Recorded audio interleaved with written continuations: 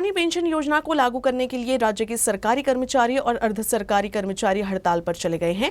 पुरानी पेंशन योजना को लागू करने के लिए अमरावती जिले के समर्थन से 54,000 कर्मचारी हड़ताल पर चले गए हैं। इस हड़ताल की वजह से सरकारी कार्यालयों में कामकाज प्रभावित हुआ है।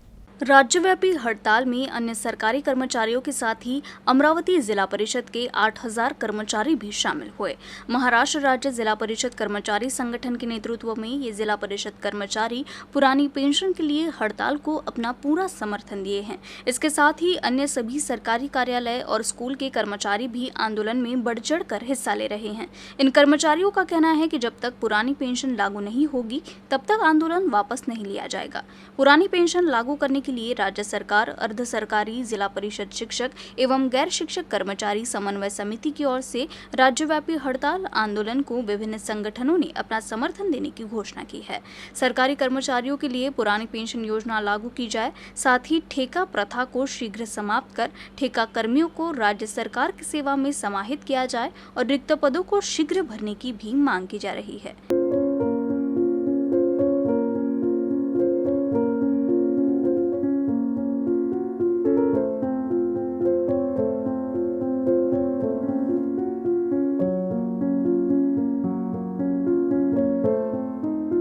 पुरानी पेंशन योजना लागू करने और अन्य मांगों को लेकर मंगलवार को हड़ताल में अमरावती महानगर पालिका के 500 से अधिक अधिकारियों और कर्मचारियों ने भी हिस्सा लिया। इससे महानगर पालिका का काम भी ठप रहा। 2005 के बाद नियुक्त महानगर पालिका के तमाम अधिकारी और कर्मचारी हड़ताल में शामिल हुए। महानगर पालिका आयुक्त, अपर आयुक्त व दोनों उपायुक्त, नगर अभियंता, मुख्य लेखा अधिकारी, महालेखा परीक्षक ने प्रशासनिक कार्य की कमान संभाली। सभी कर्मचारियों के हड़ताल में शामिल होने के कारण कार्यालयों पर ताला लगा रहा, जबकि स्वास्थ्य, स्वच्छता व अग्निशमन विभाग के कर्मचारी सेवाएं देते रहे। 2005 से पहले महानगर पालिका में आने वाले अधिकारी व कर्मचारी पूरे समय काम करते थे। हालांकि उन्होंने समय समय पर हड़ताल में भाग लेकर अपने साथियों की हड़ताल का समर्थन भी किया। कई विभागों पर ताला लगा होने के कारण संविदा कर्मचारी भी हड़ताल में शामिल दिखे। कर्मचारी इस बात पर जोर दे रहे हैं कि पुरानी कर्मचारियों की तरह ही नए कर्मचारियों का भी पेंशन योजना लागू की जाए। सभी राज्य संघों ने अनिश्चितकालीन हड़ताल की चेतावनी दी है। इससे प्रशासनिक कार्य ठप हो गया है।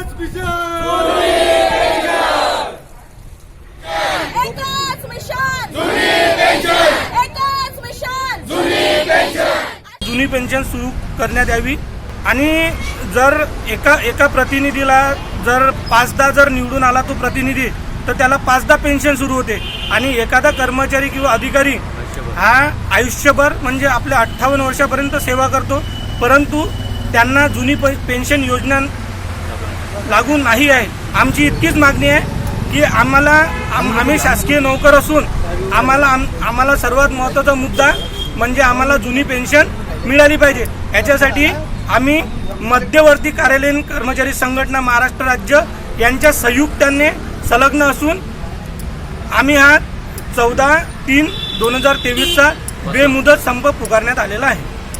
पुरानी पेंशन की मांग को लेकर राज्य भर में आंदोलन चल रहा है। अमरावती जिला परिषद के बाहर कर्मचारियों ने काम बंद आंदोलन कर विरोध प्रदर्शन किया।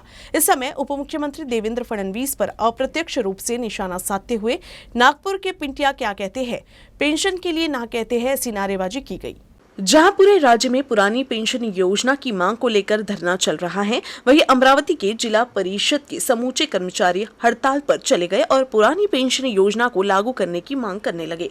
इस दौरान उप मुख्यमंत्री देवेंद्र फडणवीस पर अप्रत्यक्ष रूप से निशाना साधते हुए नागपुर के पिंटिया क्या कहते हैं, पेंशन के लिए ना कहते हैं, ऐसे नारेबाजी की गई।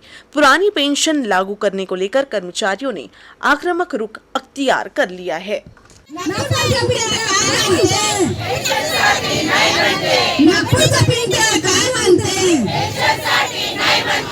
सरकारचं करायचं काय? खाली डोंगे वरती पाय।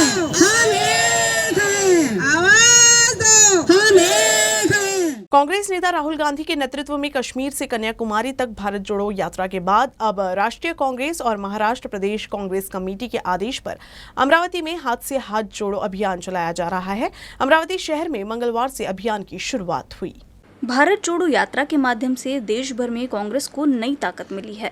अब पार्टी अपना संपर्क बढ़ाने के लिए हाथ से हाथ जोड़ो अभियान शुरू किया है। मंगलवार को राहटगांव चौक से इस अभियान की शुरुआत हुई। इस मौके पर कांग्रेस के शहर अध्यक्ष बबलू शेखावत, पूर्व मंत्री डॉक्टर सुनील देशमुख, पूर्व महापौर विलास इंगोले समेत अन्य पदाधिकारी और कार्यकर्ता उपस्थित थे। माजी महापौर श्री विलास इंगोले, अमरावती शहर जिल्हा काँग्रेस कमिटीचे अध्यक्ष श्री बबलूभाऊ शेखावत, श्री किशोरभाऊ बोरकर, अंजलीताई ठाकरे, मुकेशभाऊ गिरी, शंकरराव गिरी, श्री पगोळे, बाळासाहेब पगोळे, श्री चर्जन, सचिनभाऊ चर्जन, डॉक्टर सुनीलभाऊ देशमुख या गांधी यांनी या अभियानाला सुरुवात केली आहे। आपला देश हा हुकुमशाहीकडे चालला आहे। त्याच लक्षात घालून आपले देशाला हुकुमशाहीकडून वाचवायचं असेल तर सर्व नागरिकांनी एकत्रित आलो पाहिजे। त्याकरिता आपण या अभियानामध्ये सहभागी व्हा ही आपणास नम्र विनंती। हात से हात जोडो, हात से हात जोडो या अभियानात आपण सर्वांनी सहभाग घ्या। काँग्रेस पक्षाचा काँग्रेस पक्षाचा भारत जोडो, नफरत छोड़ो, नफरत छोड़ो। मेलघाट के धारिणी तहसील के जाम्बू गांव में एक भालू ने 2 आदिवासी महिलाओं पर हमला कर दिया। इस हमले में घायल हुई महिलाओं का इलाज अस्पताल में चल रहा है। हरिसाल वन परिक्षेत्र अंतर्गत साइली मनोज जाम्बेकर और गायत्री शालिकरा धांदेकर अपने खेत में गेहूं काटने गए थे। उसी दौरान भालू ने उन पर हमला कर उन्हें गंभीर रूप से घायल कर दिया और घटना की जानकारी वन विभाग को मिलते ही वे मौके पर पहुंचे और दोनों को तुरंत धारनी उप जिला अस्पताल में भर्ती कराया गया। इस दौरान धारनी वन परिक्षेत्र अधिकारी उपस्थित थे। अमरावती जिले के तिवसा विधानसभा क्षेत्र में बढ़ते अपराध पर विधायक एडवोकेट यशोमती ठाकुर ने विधानसभा में आक्रामक भूमिका लेते हुए सरकार से जवाब मांगा। अध्यक्ष महोदय, मार्चच्या 12 तारखेला आमच्या तिवसा विधानसभा क्षेत्रामधला तिवसा शहर जे आहे तिथे एका गरीब मुलाला त्यांनी पान टपरी उघडली छोटीशी आणि त्याच्यामुळे त्याला मारहाण झाली। अध्यक्ष महोदय, या ठिकाणी याच्या बातम्या आणि कोणी मारहाण केली आणि काय सुरू आहे नेमकं याच्या बातम्या वृत्तपत्रामध्ये आल्या, सकाळच्या वृत्तपत्रामध्ये आल्या आणि प्रशिक मकेश्वर म्हणून पत्रकार आहेत त्यांनी ही बातमी लिहिली। या ठिकाणी ती बातमी लिहिल्यानंतर अध्यक्ष महोदय त्या पत्रकारावर पण मारहाण झाली। माझं स्वतः अध्यक्ष महोदय मी स्वतः एसपींशी बोलले, एसपी साहेबांशी बोलले, त्यांना सांगितल्यानंतर त्याच पत्रकारावर ज्याला मारहाण झाली त्याच्यावरच गुन्हे दाखल करण्यात आले आणि हे गुंड अध्यक्ष महोदय अवैध जुगार, वरली, मटका, अवैध रेती ही इतकी दादागिरी सुरू आहे आणि अजिबात कंट्रोल तिथे पोलिसांचा राहिलेला नाही। अध्यक्ष महोदय, माझी विनंती आहे की दिलेल्या माहितीची सखोल चौकशी करण्यात यावी। चला। अमरावती जिले में चना की सरकारी खरीद मंगलवार से शुरू हो गई है, लेकिन अभी तक ऑनलाइन पंजीयन पूरा नहीं हो पाया है। जिले में पिछले दिनों हुए हंगामे की वजह से इस बार चना खरीदी प्रक्रिया को लेकर पंजीकृत किसानों को पहले ही संदेश भेज दिया जा रहा है। हालांकि जिले में एक किसान से प्रतिदिन 25 क्विंटल चना खरीदने की सीमा तय की गई है। इस वर्ष रबी सीजन में चने की बुआई का क्षेत्र बढ़ा था। अमरावती जिले में इस बार चने की फसल भी अच्छी हुई है। किसानों के 7/12 पर बुआई के रिकॉर्ड के अनुसार चना की खरीदी की जाएगी। चने का सरकारी पंजीयन 27 फरवरी से शुरू हो गया है। जिला विपणन, विदर्भ विपणन और महा FPC के केंद्रों पर 43,224 ऑफलाइन आवेदन प्राप्त हुए हैं और 14,896 ऑनलाइन पंजीकृत किए गए हैं। किसानों को चना खरीदी के बारे में भी संदेश भेजा जा रहा है और उसी के अनुसार उनसे चना खरीदी की जाएगी। अमरावती जिले के शिरसगांव कस्बा ग्राम पंचायत के उप सरपंच रिजवान हुसैन के नेतृत्व में विभिन्न योजनाओं के लाभ व अन्य मांगों को लेकर प्रशासन के खिलाफ सोमवार 13 मार्च से अनिश्चितकालीन अनशन शुरू कर दिया गया है। इस अनशन में ग्रामीण भी उप सरपंच के साथ है। इन सब का कहना है कि जब तक मांगे पूरी नहीं होती तब तक ये अनशन जारी रहेगा। शिरसगांव कस्बा गांव के ग्रामीण पिछले 1 साल से अपनी विभिन्न मांगों को लेकर सभी विभागों को समस्याओं की जानकारी दे रहे हैं, लेकिन उनकी मांगों पर ध्यान नहीं दिया जा रहा है। खासकर पिछले 2 सालों से ग्रामीणों की मांगों पर गंभीरता से विचार नहीं किए जाने से और संबंधित विभाग द्वारा संतोषजनक आश्वासन नहीं मिलने के कारण अब ग्रामीणों ने अनशन का फैसला लिया है।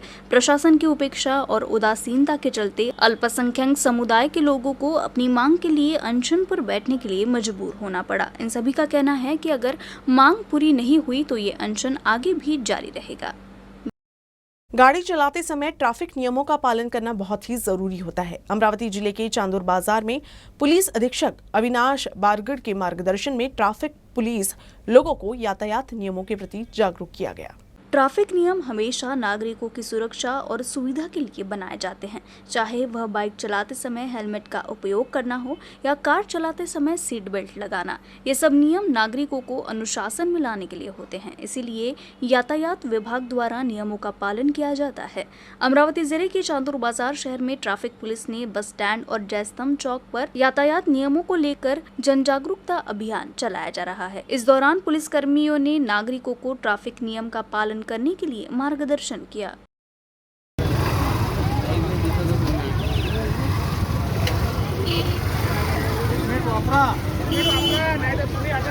गाडी चालवत आहे हे लक्षात घ्या।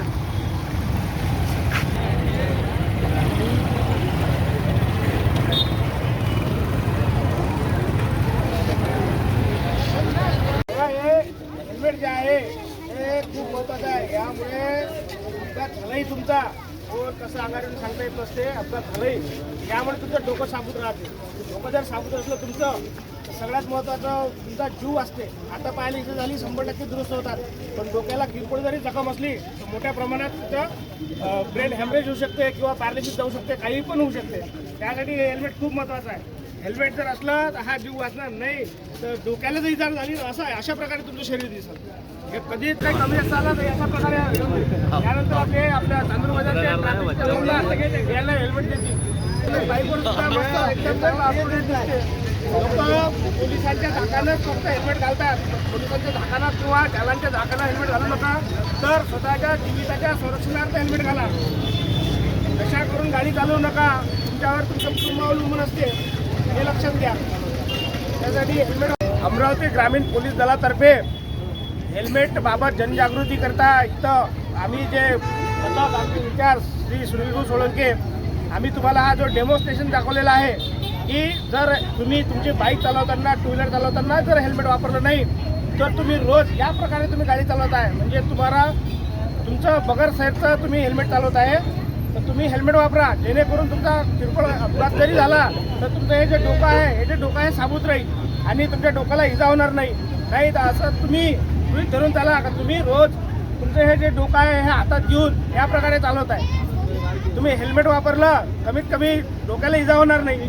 डोक्याला इजा जर झाली नाही तर 100% खात्री आहे का तुमचा जीव तर नक्की वाचेल, बाकी गोष्टीचा इलाज होऊन जाईल। जास्तीत जास्त अपघात पहा, जास्तीत जास्त जे अपघात होतात हे डोक्याच्या इजामुळे याच्या अपघातामध्ये लोक मरण पावतात, म्हणून हेल्मेट वापरणं खूप महत्त्वाचं आहे। त्याद्वारे आम्ही डेमॉन्स्ट्रेशनद्वारे तुम्हाला एक सूचित करू इच्छितो की तुम्ही जास्त टू व्हीलर चालवताना हेल्मेट वापरा, दारू पिऊन वाहन चालू नका। जे ज्यांनी लायसन्स वगैरे काढलेले आहे ते आवर्जून लायसन्स काढून घ्या, जेणेकरून तुम्हाला कुठली घटना झाली तर त्याचा तुम्हाला इन्शुरन्स क्लेम मिळेल। त्याचं लायसन्स नसताना तुम्ही किती एक्सपर्ट ड्रायव्हर असले तरी त्या गोष्टीला काही अर्थ नाही। म्हणून सीट बेल्ट, मोठी गाडी चालवताना 4 व्हीलर चालवताना सीट बेल्ट लावा, 2 व्हीलर चालवताना हेल्मेट घाला, दारू पिऊन वाहन चालू नका, ट्रिपल सीट गाडी चालवू नका, गाडी चालवताना मोबाईलवर बोलू नका। 2 मिनटं का एवढं काही अर्जंट कुठलंच काम नसते, 2 मिनटं आपण थांबू शकतो आणि सांगू शकतो मग मी थोड्या वेळानं 5 मिनिटांना कॉल करतो, पण गाडी चालवताना मोबाईलवर बोलू नका।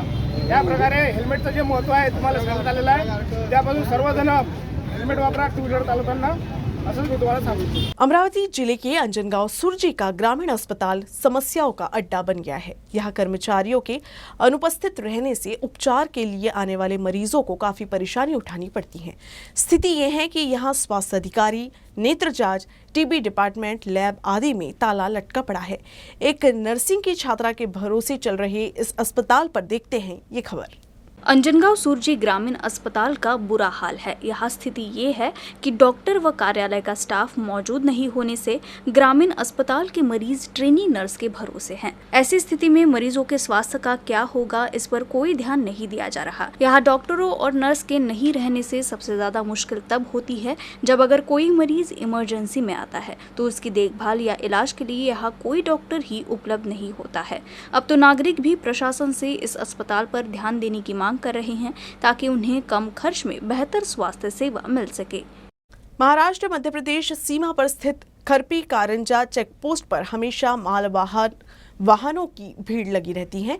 मालवाहक ट्रक चालकों का आरोप है कि इस चेकपोस्ट पर वजन कांटे की माप में बड़े पैमाने पर गड़बड़ी कर उन्हें लूटा जा रहा है। जिले के आरटीओ चेकपोस्ट खरपी कारंजा में सद्भाव कंपनी के माध्यम से वजन की माप की जाती है। रात करीब 11 बजे एक ट्रक मध्य प्रदेश की ओर जा रहा था। जब इसका वजन किया गया तो इसका वजन 19,360 किलो था। जब दोबारा वहीं पर तौला गया तो इसका वजन 19,420 किलो था। तौल दर्ज होने के 5 मिनट के अंतराल पर 60 किलो का अंतर देखा गया। भले ही इस ट्रक में वजन मानक के भीतर था, लेकिन मापने के कांटे के कारण उन पर ओवरलोडिंग के लिए जुर्माना लगाया गया था। विशेष रूप से व्यापारियों ने इसे हटाते समय वाहन का वजन किया था, इसीलिए ये वाहन कम लोड था। हालांकि इसे ओवरलोड दिखाया गया था और जुर्माना लगाया गया था। इस तरह खुलासा हुआ कि इस जगह पर कई कम वजन वाले वाहनों की लूट कांटे के माध्यम से की जा रही है। इसीलिए ये खुलासा करना जरूरी है कि इस वजन अंतर में क्या गलत है। इससे बड़ी संख्या में मालवाहक चालक व मालिक आक्रोश व्यक्त कर रही हैं और मांग कर रही हैं कि इसकी जांच कराई जाए। 41G ये 4113 ही गाडी काल संध्याकाळी 5च्या दरम्यान काट्यावर आली। त्यांना वे ब्रिज प्रमाणे ते ओव्हरलोड असल्याप्रमाणे त्याला चालान देण्यात आले आणि त्यांच्याकडून दंड वसूल करण्यात आलेला आहे।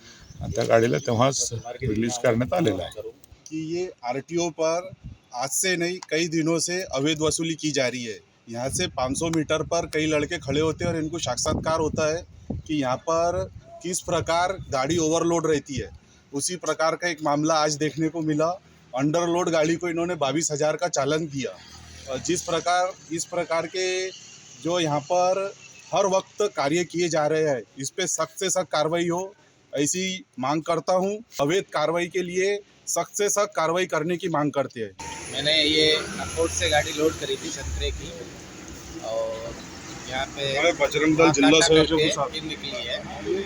उसके बाद में यहाँ पे काटा करा मैंने, तो जब मेरी गाड़ी ओवरलोड बताई गई और मैंने रिक्वेस्ट करने के बाद भी मेरी गाड़ी का दोबारा से इन्होंने काटा करने का मौका नहीं मिला। बोला एक बार पहले फाइन भरो, उसके बाद में आपको दोबारा से काटा होगा। फिर मेरे से फाइन भरवाया, फाइन भरवाने के बाद में काटा करवाया। काटा कराने से दोनों कांटों में 60 किलो का डिफरेंस है। दोनों की पर्ची है मेरे पास। पैसे लिए ना सर, 22,000 रुपये पहले भरवाए, उसके बाद में ही काटा दोबारा से करना पड़ा। इन्हीं के काटे पे करवाया वापस। अमरावती जिले के तिवसा से पत्रकार प्रशिक मकेश्वर पर हमले के मामले में आरोपी को तत्काल गिरफ्तार किया जाए और मकेश्वर के खिलाफ लगे झूठे छेड़छाड़ का मामला तुरंत रद्द किया जाए, ऐसी मांग चांदूर रेलवे के अखिल भारतीय ग्रामीण पत्रकार संघ ने कलेक्टर और ग्रामीण पुलिस अधीक्षक से की है। तिवसा येथील आमचे पत्रकार बंधू प्रशिक मकेश्वर यांनी त्यांच्या वृत्तपत्रात एक बातमी छापली होती। या बातमी छापल्यानंतर ती बातमी का छापली म्हणून त्यांना 3 महिलांनी घरी येऊन मारहाण केली आणि मारहाण केल्यानंतर त्या महिलांनीच उलट तक्रारसुद्धा दिली की त्यांनी विनयभंग केला। त्याच्यामुळे प्रशिक मकेश्वर यांच्यावर विनयभंगाचा सुद्धा गुन्हा दाखल झाला आहे। त्याच्यामुळे आज आम्ही अखिल भारतीय ग्रामीण पत्रकार संघाचे सर्व पदाधिकारी आज तहसीलदार मॅडम यांना येऊन भेटलो आणि निवेदन सादर केले की प्रशिक मकेश्वर यांच्यावर हल्ला करणाऱ्यांना त्वरित अटक करण्यात यावी आणि तसेच त्यांच्यावर जो खोटा गुन्हा दाखल केला आहे तो गुन्हा मागे घेण्यात यावा, अशी मागणी आम्ही निवेदनाद्वारे केली आहे। न्यूज रूम से बस इतना ही। खबरों का सिलसिला यूं ही चलता रहेगा। आप देखते रहिएगा UCN न्यूज अमरावती।